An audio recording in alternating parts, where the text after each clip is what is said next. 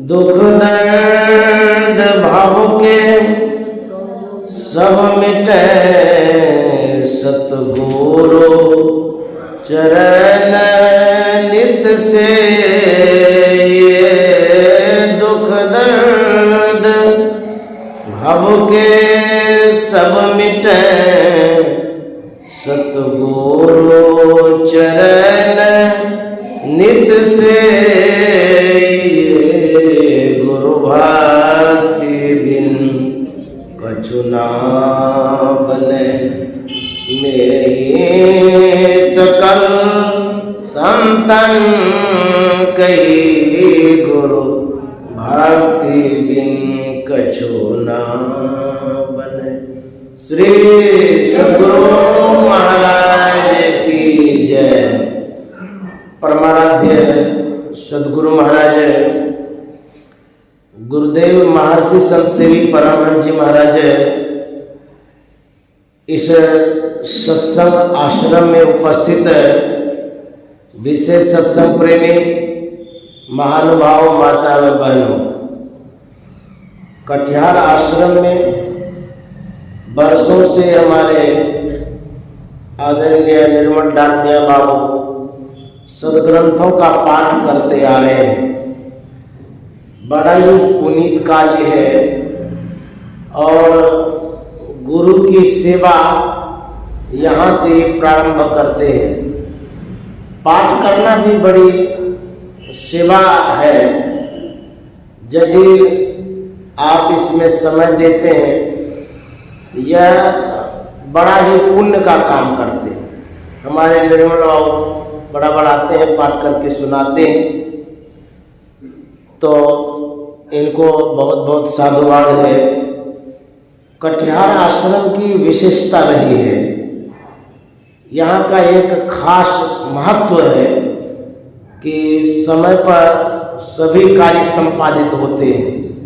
जो संतमत का कार्यक्रम होता है, स्तुति, विनती, पाठ आदि। और विशेषता यह भी है कि यहाँ महात्मा रहे या न रहे, लेकिन जो सदगृहस्थ हैं उस समय पर अवश्य आते हैं और गुरु महाराज की आज्ञा का पालन करके सत्संग भजन करके अपने घर चले जाते हैं। बहुत ऐसे आश्रम हैं जहाँ के लोग नहीं जुटते हैं, महात्मा लोग आते हैं तब जुटते हैं। लेकिन कटिहार आश्रम में मैंने वर्षों से देखा कि कोई महात्मा नहीं भी रहते हैं तब भी आप लोग बहुतायत में सत्संग करने आते हैं। ये आपकी जो अभिरुचि है, आपका जो ये संस्कार है और आपकी जो भक्ति है सराहनीय है, क्योंकि गुरु महाराज के वाक्य को आपने सुना है, समझा है और जीवन में उतारा है। तो कोई रहे या न रहे, अपने कार्य को संपादित करते जाएं, यही गुरु महाराज ने सिखाया भी है। विशेष महात्मा लोग आते हैं तो उसमें प्रवचन सुनते हैं, उससे भी लाभ लेते हैं।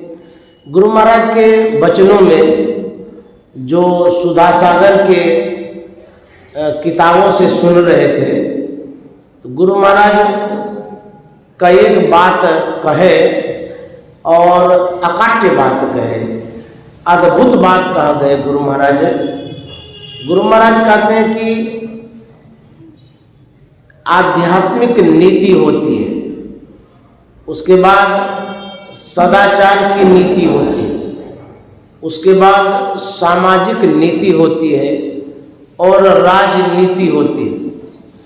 नीति का मतलब होता है विचार, नीति का मतलब होता है वह नियम कानून जिसके तहत मानव चलते रहता है। तो जो विचार है, जो कानून है, जो संविधान है, जो लॉ है, उसके तहत यदि चलेंगे तो हमारे समाज में जो पार्ट है, 4 पार्ट, अध्यात्म का पार्ट मतलब भाग, सदाचार का पार्ट, उसके बाद समाज का पार्ट, उसके बाद राजनीति का पार्ट, ये 4 पिलर है समझिए जीवन का। और इस चारों में जो पारंगत हो जाते हैं वो समझिए पूर्ण व्यक्ति हैं। और जिस समाज में चारों नीतियां समरस होती है, बराबर होती है, उस समाज की इज्जत होती है, प्रतिष्ठा होती है, समाज का उत्थान होता है, कल्याण होता है। तो इस तरह से गुरु महाराज ने 4 नीतियों पर प्रकाश डाला। सबसे श्रेष्ठ, ऊंचा कहिए या 1 नंबर का आध्यात्मिक नीति रखा गया, जैसा हम लोग सुन रहे थे। पहले राजनीति की बात नहीं किए गुरु महाराज, पहले आध्यात्मिक नीति की बात किए। जिस तरह से हम भव्य भवन को बनाते हैं तो नींव जिस तरह की होती है उस तरह का जो मकान है मजबूत होगा, टिकाऊ होगा, ऐसा समझा जाता है। नींव यदि कमजोर हो तो मकान तो ऊंचा बना पाएंगे लेकिन टिकाऊ नहीं होगा। तो टिकाऊ मकान के लिए जो मकान मालिक है पहले से ही नींव मजबूत करता है। जो प्रारंभ करते हैं मकान बनाने का तो वह जो नीचे में नींव डालते हैं उसमें छड़, सीमेंट, ईंट आदि का ख्याल रखा जाता है। और आप पहले ही सोच लेते हैं कि मकान कितना बड़ा होगा, इस पर वेट कितना दे सकते हैं। अन्यथा बिना सोचे समझे यदि मकान बनाएंगे, मकान बन जाएगा लेकिन कम दिनों में ही धराशायी हो जाएगा। गुरु महाराज कह रहे हैं यह जो समाज है, जिस समाज में हम लोग रहते हैं, चाहे वो आपका पारिवारिक जीवन हो, चाहे सामूहिक जीवन हो, समाज का जीवन हो या देश का, कुछ भी, तो गुरु महाराज कहते हैं यदि समाज में शांति से, सुख से, चैन से रहना चाहते हैं तो जो आध्यात्मिक जीवन है, जो आध्यात्मिकता उसका प्रश्रय देना चाहिए, प्रथम स्थान देना चाहिए और पहले वही काम करना चाहिए। जो आध्यात्मिक नीति में बात होती है उसी को पहले अपनाना चाहिए। तब क्या होगा, हमारा जो सामाजिक ढांचा है, नियम रीति रिवाज है, उसमें परिपक्वता होगी, मजबूती होगी, समाज विशेष दिनों तक टिका रहेगा। गुरु महाराज कहते हैं पहले आध्यात्मिकता रखिए। आध्यात्मिकता में जो रूप है, जैसे हम लोग पहले प्रातः काल स्तुति विनती करते हैं, यह आध्यात्मिकता का भाग है, पाठ। उसके बाद हम लोग पाठ भी करते हैं, फिर ध्यान भी करते हैं, फिर सत्संग करते हैं। यह हमारे परमाराध्य ने सिखाया है, बताया है। तो ये आध्यात्मिक नीति का एक पार्ट है, भाग है। वैसे पूजा करना, मंदिरों में जाना, भगवान की आराधना करनी, तीर्थों में जाना, यह भी आध्यात्मिक नीति के तहत है। लेकिन गुरु महाराज ने जो बतलाया है उसके तहत यदि हम लोग चलते हैं तो आपकी आध्यात्मिक नीति अच्छी है। यदि आध्यात्मिक नीति अच्छी है तो आपके जीवन में सदाचार भी आएगा, क्योंकि आप यदि सत्संग भजन करते हैं तो सदाचार का तो पालन करेंगे ही करेंगे। तो गुरु महाराज ने दूसरे स्थान में रखा सदाचार।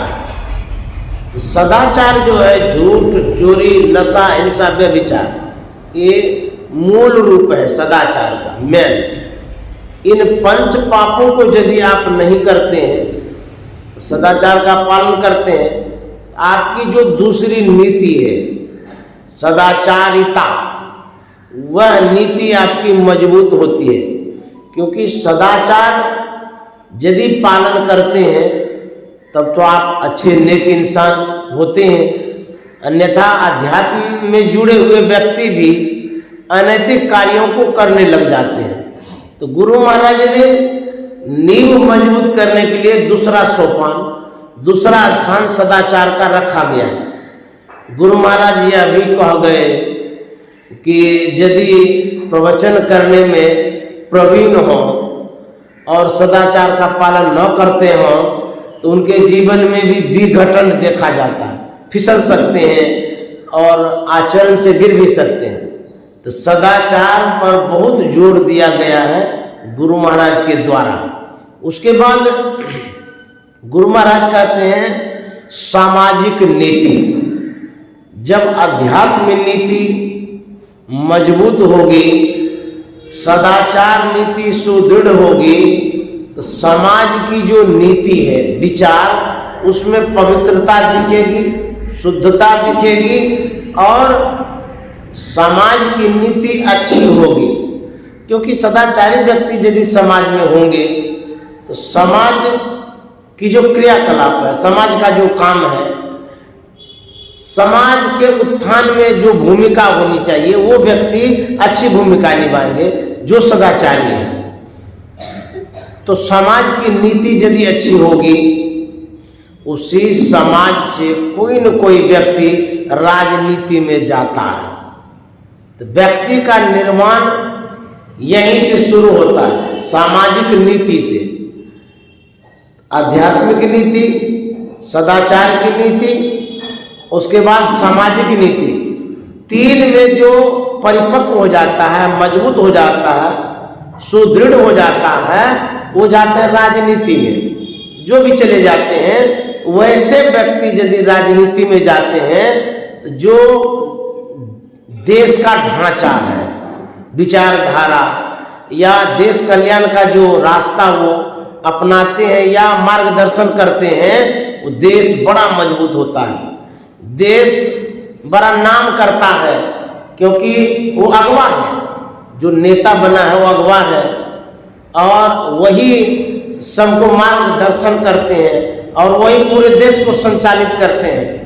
तो व्यक्ति का जो विचार होता है, विचार के अनुरूप ही घर चलाता है, विचार के अनुरूप ही समाज चलाता है, विचार के अनुरूप ही देश चलाता है। कानून तो है, लेकिन व्यक्ति के अंदर में जो ज्ञान है, जो शुद्धता, पवित्रता, संस्कार है, उसके तहत भी उस कानून को उस ओर मोड़ता है कि नहीं, ये कानून जो है समाज के लिए ऐसा होना चाहिए।